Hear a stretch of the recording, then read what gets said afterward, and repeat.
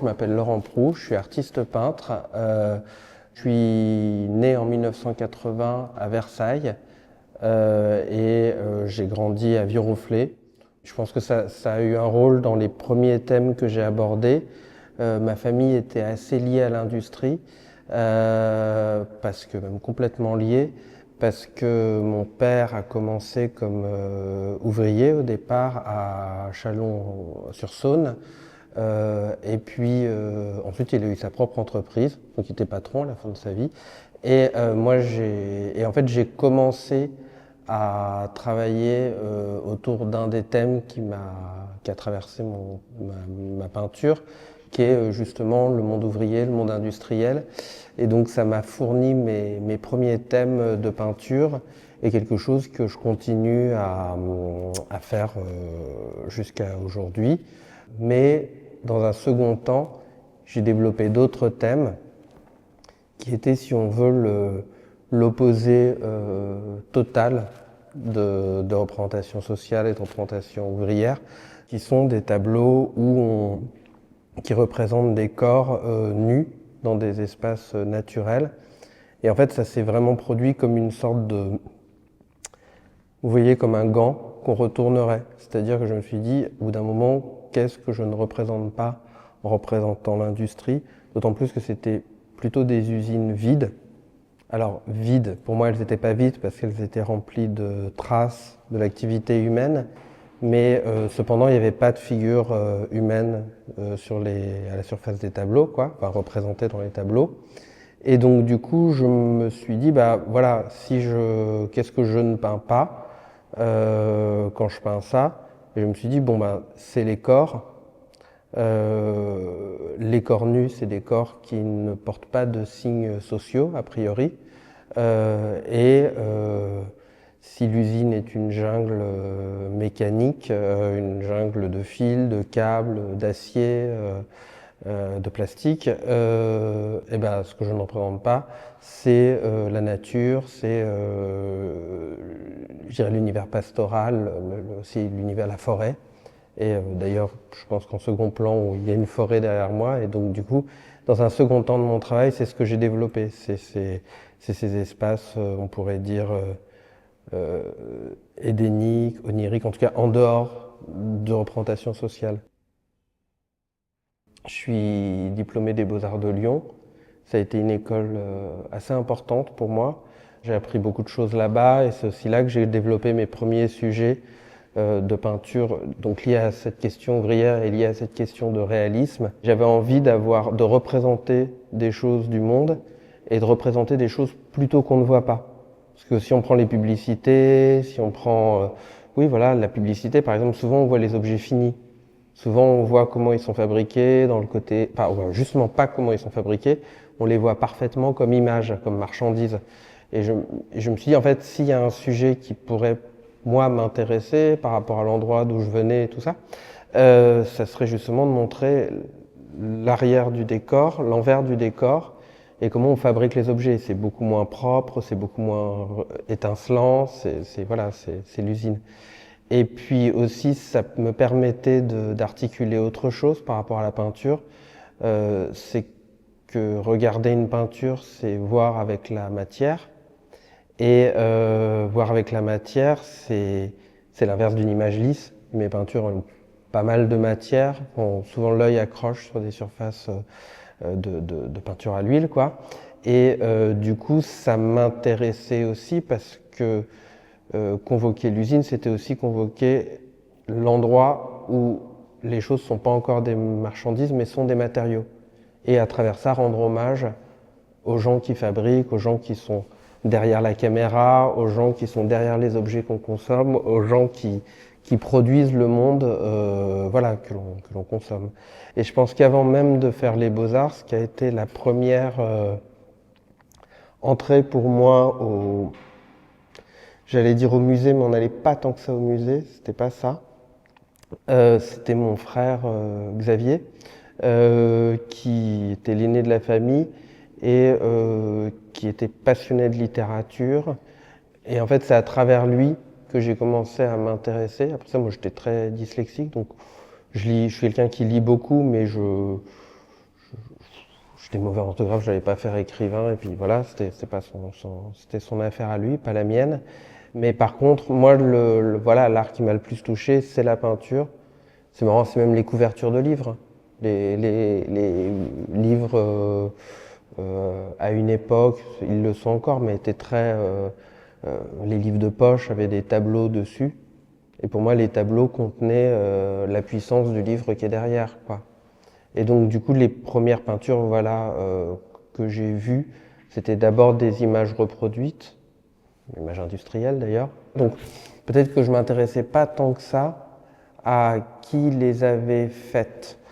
Toujours dans le cadre de ce compagnonnage avec mon frère Xavier, qui lui était adolescent, moi j'étais encore un peu enfant, on avait été voir le musée Gustave Moreau. Ça, c'est, je pense, un des premiers peintres que j'ai regardé. Et alors, ça m'avait mis complètement en transe, les couleurs, l'atelier bizarre, tous ces grands tableaux à moitié effondrés avec de la matière. Il y a beaucoup de dessins d'ailleurs très architecturés dedans, et beaucoup de corps qui sont presque informes, qui sont quasiment des dépôts de pâté de peinture à la surface. Et parfois, il y a un côté comme un gigantesque monde en putréfaction. Il y a quelque chose comme ça, on a l'impression parfois que les corps sont tombés des bâtiments, comme si c'était de la viande qui était tombée d'un os, quoi.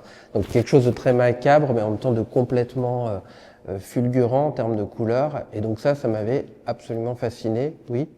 Et après ça, la figure de De Chirico, et ça peut être l'occasion de rendre un hommage, je l'ai surtout découverte quand avant de faire les Beaux-Arts de Lyon, j'ai fait 1 an aux Beaux-Arts de Paris, mais juste 1 an parce que j'en suis parti. Pour certains côtés, voilà, je me retrouvais pas dans cette école-là. Mais par contre, j'avais eu les cours d'Alain Bonfant qui nous a quittés récemment. Et il faisait à l'époque des cours sur le cinéaste Antonioni. Et il avait ouvert ses cours en nous montrant des images de De Chirico.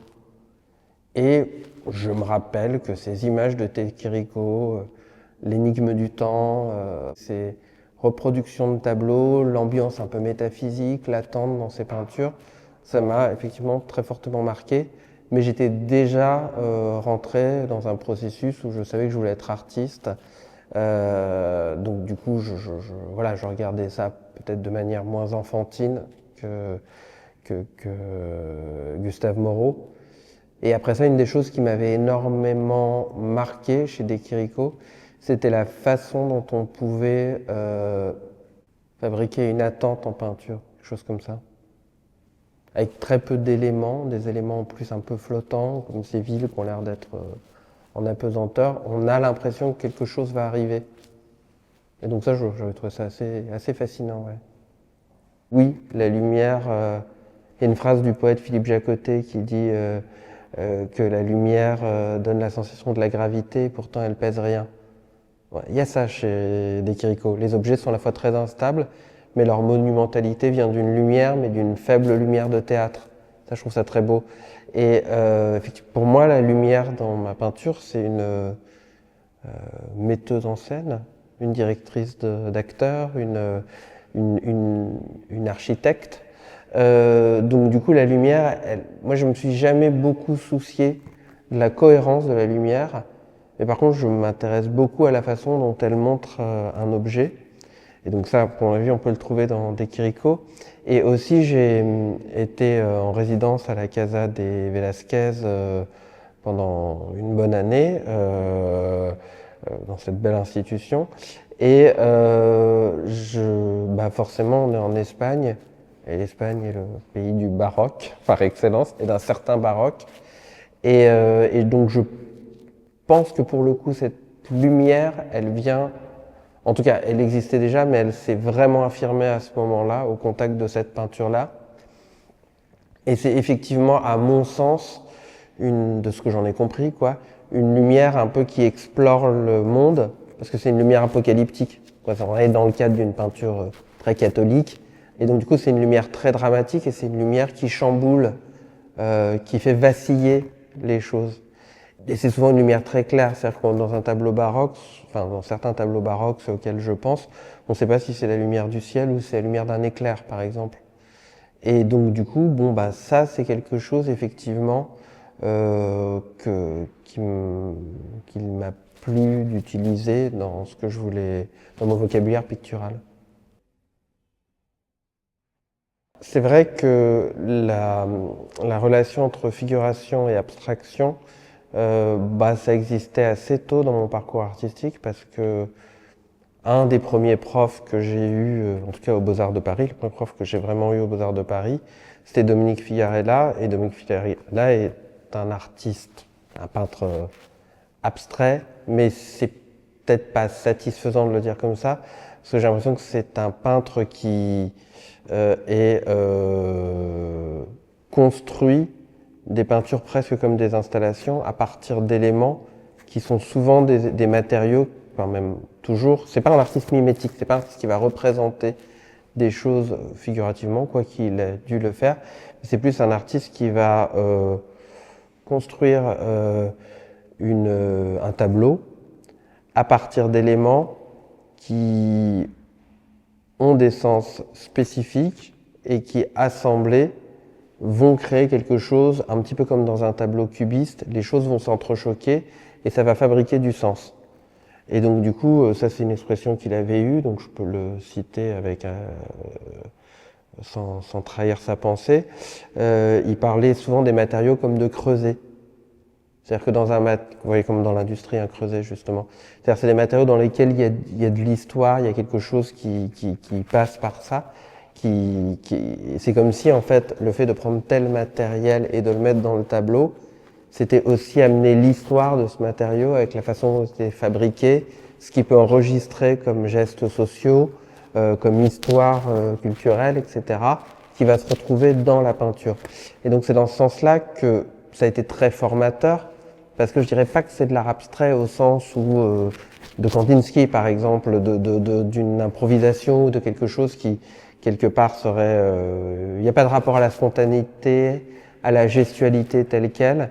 C'est au contraire un art qui vise, peut-être un peu constructiviste en fait au fond, qui vise à assembler des éléments et à les disposer de la manière à créer une rupture de sens ou un recodage du sens qui va produire pour le regardeur une question, quoi.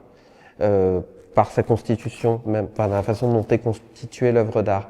Et je pense que comme première entrée dans la peinture, moi ce que ça m'a permis de voir, c'est que déjà même si moi mon métier de peintre, ma façon de peindre, elle est assez traditionnelle, c'est d'abord de comprendre que en fait, on n'est pas forcé d'utiliser des outils traditionnels pour être peintre.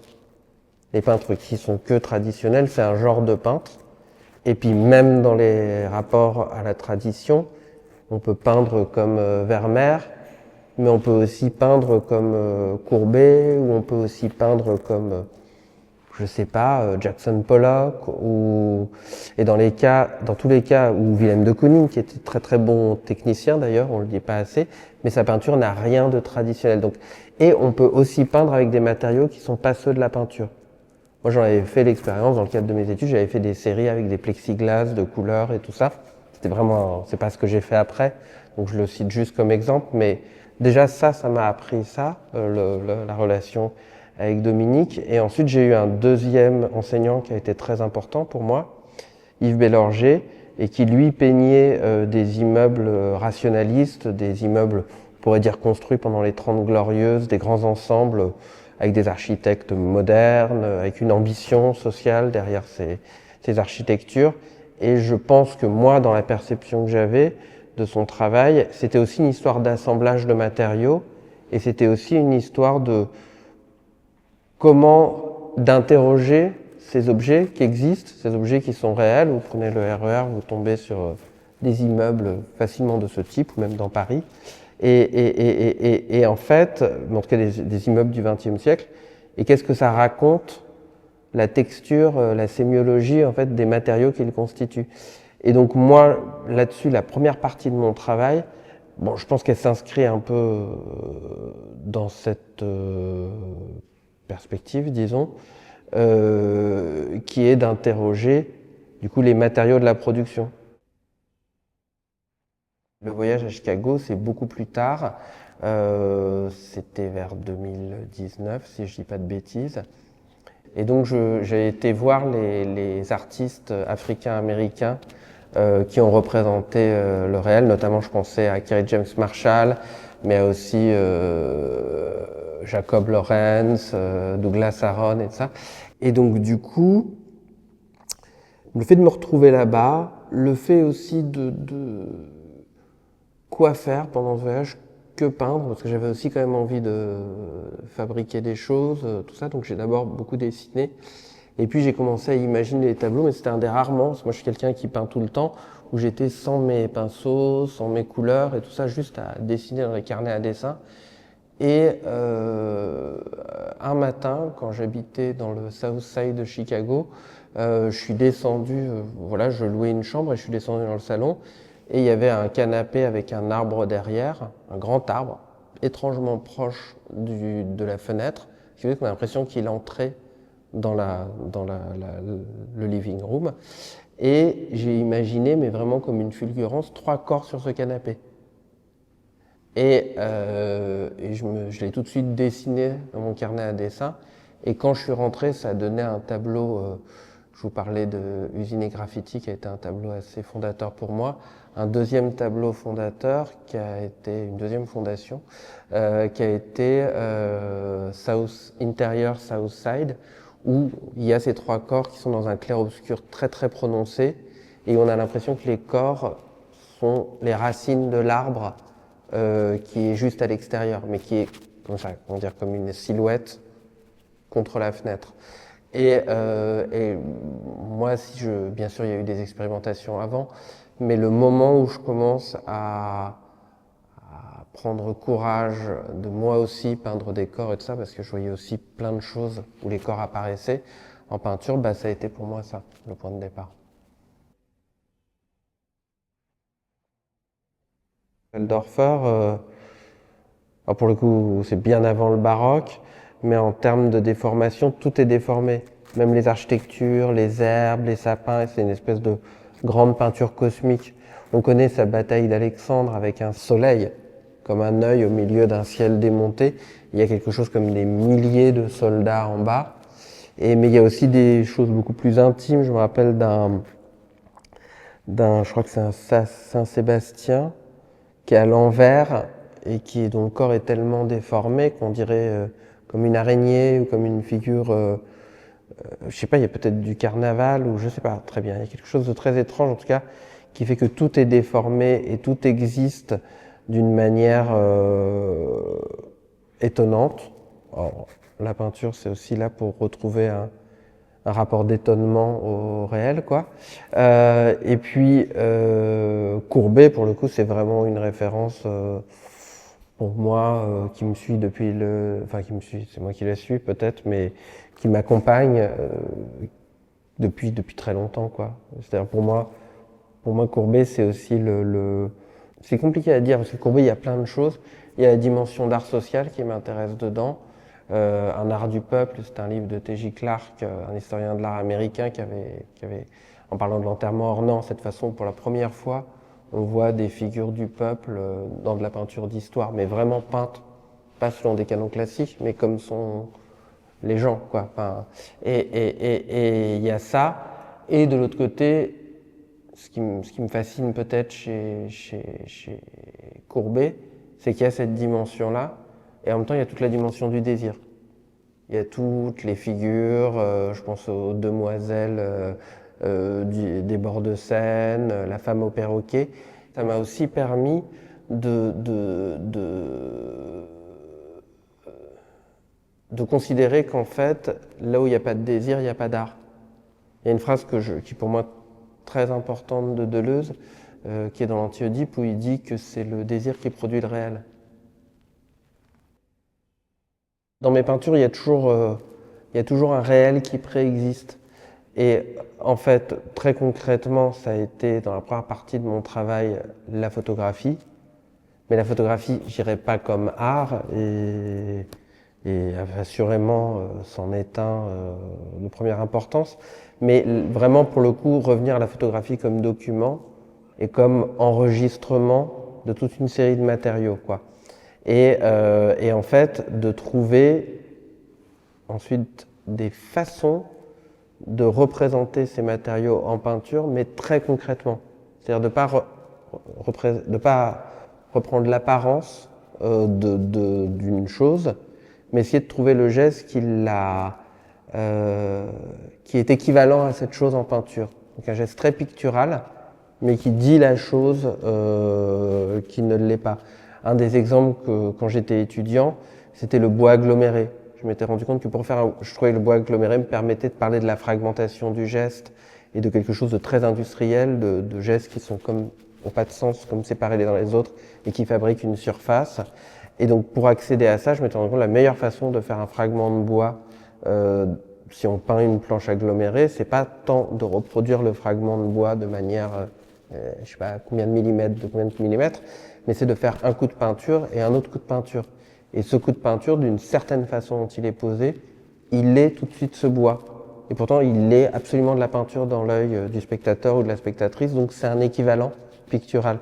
Et c'est un peu la même chose dans les tableaux que je fais actuellement.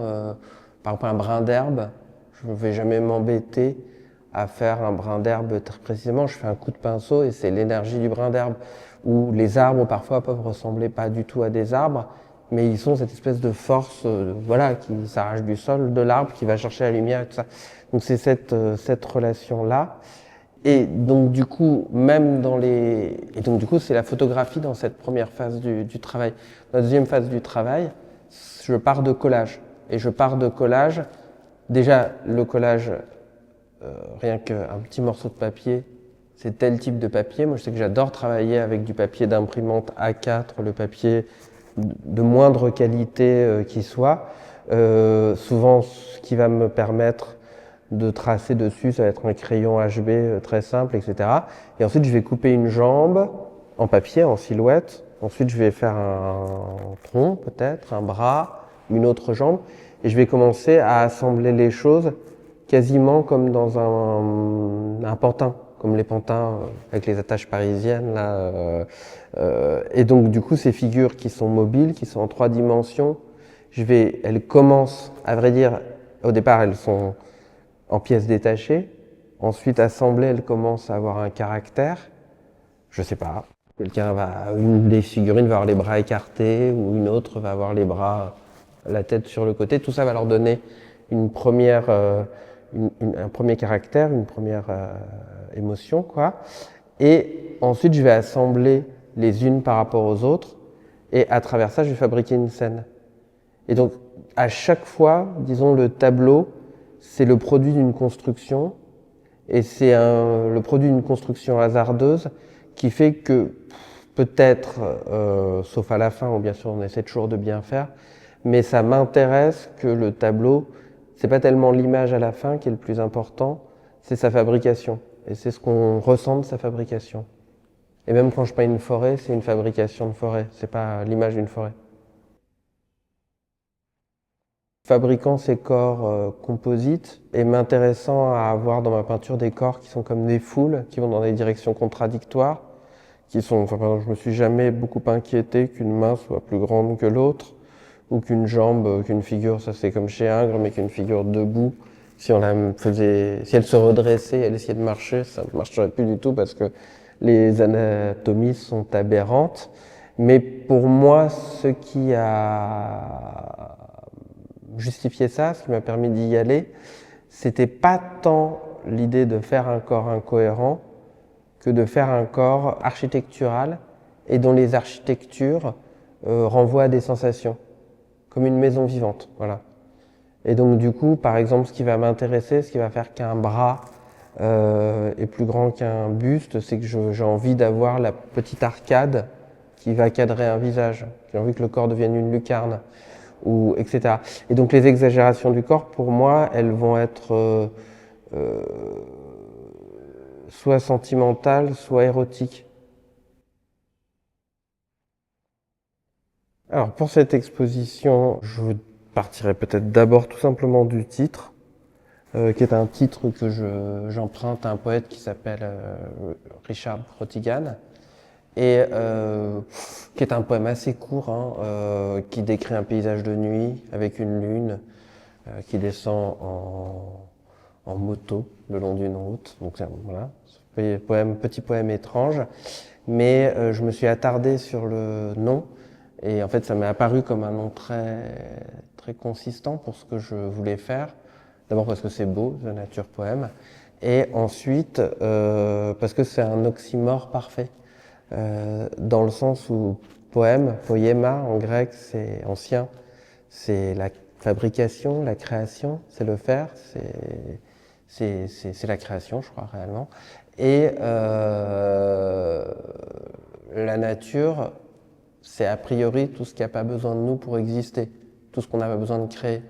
Et donc du coup, je me suis dit, bon bah voilà, c'est assez drôle parce que m'apprêtant à faire des peintures, notamment j'y ai pensé en faisant ce grand tableau qui est derrière moi, qui porte le nom de l'exposition, The Nature Poem, c'était aussi quelque part montrer bah voilà, que je vais fabriquer, au sens fort du terme, commander des toiles, enduire des toiles de gesso, prendre de l'essence de térébenthine, prendre de l'huile de lin, des pigments, blablabla, faire toutes ces activités manuelles pour fabriquer une représentation de quelque chose qui n'a pas besoin de moi pour exister. Et donc cette chose-là, moi, elle m'intéressait parce que du coup, qu'est-ce que c'est que de fabriquer en peinture, en signe, je dirais, humain, quelque chose dont l'existence nous est totalement inconnue, je sais pas comment dire, et en fait, qu'on ignore. Et c'est vrai que pour parler de ce tableau central, qui est un assez grand format, il joue beaucoup sur la lumière, sur une lumière un peu irréelle, quelque part qui tombe, une lumière qui tombe dans un sous-bois, avec du coup des éclats de lumière très forts et de l'ombre. Et il y a beaucoup de jeux sur les textures et les matériaux. C'est-à-dire que pour bien faire, je voulais pas faire un tableau type impressionniste d'arbres et de ça. Je voulais au contraire constituer une forêt à partir de gestes de peinture et donc du coup et de dessin. Et donc du coup, par exemple, la mousse qui est sur ce grand tronc qui traverse le tableau, elle est à certains endroits dufteuse, comme on le voit. Et donc là, on peut avoir une sensation très proche d'une mousse qu'on peut toucher, qui peut être douce. Mais à d'autres endroits, c'est comme des écailles de poisson. Et c'est comme si elle grossissait de manière un peu aberrante. Et parce que quand on essaye de la représenter, si on veut essayer de faire de la mousse, il faut commencer à la regarder. Et en fait, c'est assez organisé, sa structure. Et donc, du coup, je me suis amusé à exagérer ça, ce qui fait qu'au bout d'un moment, on a presque l'impression que c'est, vous voyez, ce plastique bulle avec lequel on entoure les objets et qu'on se plaît à éclater alvéole après alvéole. Et donc, du coup, à certains endroits, la mousse devient ça. À d'autres endroits, elle devient effectivement comme une peau de serpent, parce qu'elle est sur un arbre et parce que l'arbre, j'ai envie qu'il devienne quelque chose comme un animal. Et donc, du coup, il y a beaucoup de jeux, voilà, sur des gestes de peinture très affirmés qui sont étrangers à ce qui est représenté, mais qui le traduisent, qui traduisent ce qui est vu. C'est bien sûr une peinture d'atelier, c'est pas une peinture faite sur place. Et il y a des grandes figures qu'on voit de part et d'autre du tableau, autour d'un trou, d'un creux, d'une grotte. Ça, c'était très important pour moi de maintenir au centre d'une composition aussi grande un vide, de pas remplir justement. Vide qui parle peut-être de ce qu'on disait au départ, c'est-à-dire qu'on n'en sait rien de la nature, elle vit sa vie. Et les trois figures qui sont de part et d'autre, c'est des figures qui ont une dimension, pour moi, allégorique, dans le sens où leur pose reprend des éléments du paysage. C'est la figure qui est tombée, un peu comme une figure, comme une Danaé. L'ouverture de ses jambes renvoie à celle de l'arbre qui est de l'autre côté. Et de même, les deux figures qui s'enlacent, elles sont proches dans leur compactité des pierres et des rochers. Et ensuite, sur la circulation de l'exposition en règle générale, on commence par un crépuscule, Crépuscule qui pour moi, ça c'est un peu peut-être pas compréhensible. Mais d'abord, on commence par un crépuscule et c'est intéressant en soi. Pour moi, ça renvoie aussi un petit peu à l'exposition précédente que j'avais fait à la galerie Sémios qui s'appelait Sunburn. Donc c'était le coucher de soleil, le soleil au zénith. Là, il y a très peu de soleil, il y a un petit soleil dans un des premiers tableaux. Et puis ensuite, on est dans des vues où disons la lumière est plus douce que dans l'exposition précédente. Ensuite, on a, je ne vais pas décrire tous les tableaux, mais on a un tableau avec deux figures qui sont derrière un tronc d'arbre. Ce tronc d'arbre, en fait, on a envie de voir ce qui se passe derrière parce qu'il masque, il cache ce que font les deux figures ensemble. On en voit simplement des parties. Donc peut-être on a envie de voir derrière, mais en fait, le vrai sujet du tableau, c'est l'écorce de l'arbre. Et donc du coup, c'est une façon de mettre devant l'arbre qui cache la forêt. Et donc c'est une façon de mettre devant en fait cette écorce d'arbre.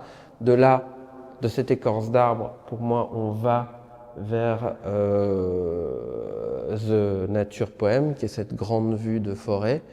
Ensuite, il y a ce tableau qui s'appelle To the Night, qui est une vue voilà, de deux figures qui sont dans un paysage semi-aquatique de rochers, mais avec l'eau au loin, qui est un paysage où la lumière vient de quitter le sujet, quoi. Et donc du coup, on est dans des bleus qui sont ceux du crépuscule. Et ensuite, on a ce paysage horizontal avec une scène de genre où toutes les figures sont d'un côté du tableau et où là, du coup, il y a quelque chose de beaucoup plus comme des. Et il y a une usine au fond aussi, ça c'est important parce que donc c'est une composition autour d'un arbre de figures qui sont un peu comme dans une sorte de jardin d'Éden ou je sais pas, ou aussi tout simplement de pause après cette baignée et qui sont en train de se prélasser. Et tout au fond, il y a une petite usine qui est comme une petite fabrique, mais qui aussi, je ne saurais pas dire si elle menace le paysage, mais en tout cas, elle est quelque chose d'industriel et elle est quelque chose qui peut-être est le point critique qui montre que ces figures ne pourraient peut-être pas vivre dans ce paysage sans elles, quoi. Elle est à cette transformation du monde, l'industrie, qui nous permet de l'habiter et qui la détruit en même temps. Je pense que faire de l'art, c'est accepter de s'ennuyer. Parce que je pense que si on s'ennuie, il n'y a pas d'art. C'est pour ça que c'est si dramatique d'ailleurs la façon dont la société essaye de nous occuper tout le temps. C'est qu'elle essaye de nous interdire d'être créatifs et donc de faire de l'art. Donc déjà ça, éloignez-vous de vos téléphones, ennuyez-vous et vous aurez envie de faire de l'art. C'est la première chose. Et la deuxième chose, c'est que quand je commence un tableau, j'ai très envie de le finir. Donc je le fais le plus vite possible pour le voir. C'est tragico-comique, mais on est très pressé de finir une peinture. Et en même temps, quand elle est finie, on est un peu triste. On était content de la faire en fait.